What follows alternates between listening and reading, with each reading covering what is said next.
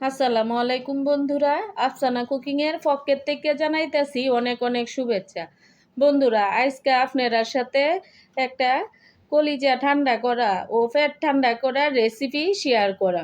চলুন আমরা মূল রেসিপিতে চলে যাই। এই যে দেখুন, চুলাতে একটা ডেকচিতে পানি বয়া দিছি, আর এদিক থেকে করলা আর একটা আলু আর তিনটা করল্লাই বা কিউব কিউব করে কাটতে লইছি। এখন করল্লাটা তিতা চারানির লাগিয়া মিনিট 2-3 একটু গরম পানিতে ভাপায়া লইয়া।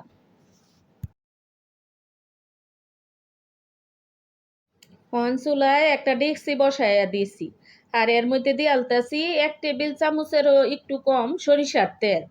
তেলটা দিয়া বালা কইরা গরম কইরা এর উপরে দেলায়াম প্রায় 2.5 চা চামচের মতো পেঁয়াজ বাটা। আপনারা চাইলে হেন পেঁয়াজ ফলাও দিতাম। আমি ঝুলটা একটু ঘন করার লাগে বাটাটাই দিয়া লইছি। একটু লাইরা চাইরা পরে কি দিতাছি দেখায় দে। এখন আমি এটার মধ্যে দিয়ে আলতাছি প্রায় স্বাদ মতো 1 চামচ লবণ। লবণটা দিয়া দিয়ালতাছি একটা তেজপাতা 4 ভাগ কইরা দিয়া লাইরা চাইরা পরে এর মধ্যে আধা চামচ রসুন বাটাও দিয়ালতাছি। রসুন বাটাটা লাইরা চাইরা মিশাইয়া পরে কি করতাছি এটাও দেখায় দেব। দেখুন, বাটা মশলাটি কষানি হয়ে গেছে গা। এখন এর মধ্যে দিয়ালতাছি 1/4 চা চামচ হলুদ। হলুদের গুঁড়াটা খুব সামান্য দিতে হইব, যেহেতু করল্লার শুক্তা বা ঝোল। আর এর মধ্যে দেলায়াম ধনিয়া প্রায় আধা চা চামচের মতো দিয়া পরিমাণ মতো পানি দিয়া মশলাটারে একটু ভালো করে কষায়া লইয়া।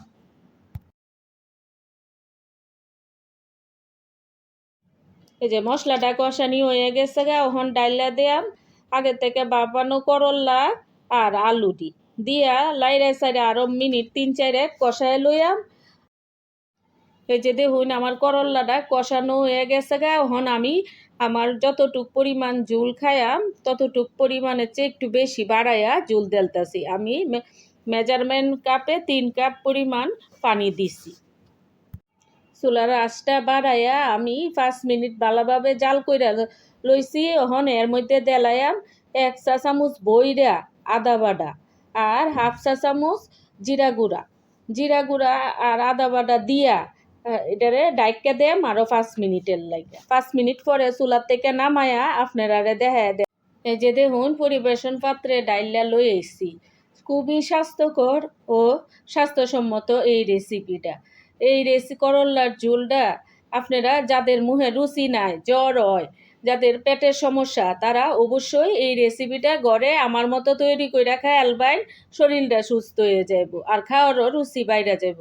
বন্ধুরা, আমার এই রেসিপিটা যদি আপনারা কাছে একটুও ভালো লাগিয়ে থাকে তাহলে একটা লাইক দেলবাইন, কমেন্টস কইরালবাইন। আর এখনো যারা সাবস্ক্রাইব করছুন না তারা সাবস্ক্রাইব কইরালবাইন। ধন্যবাদ।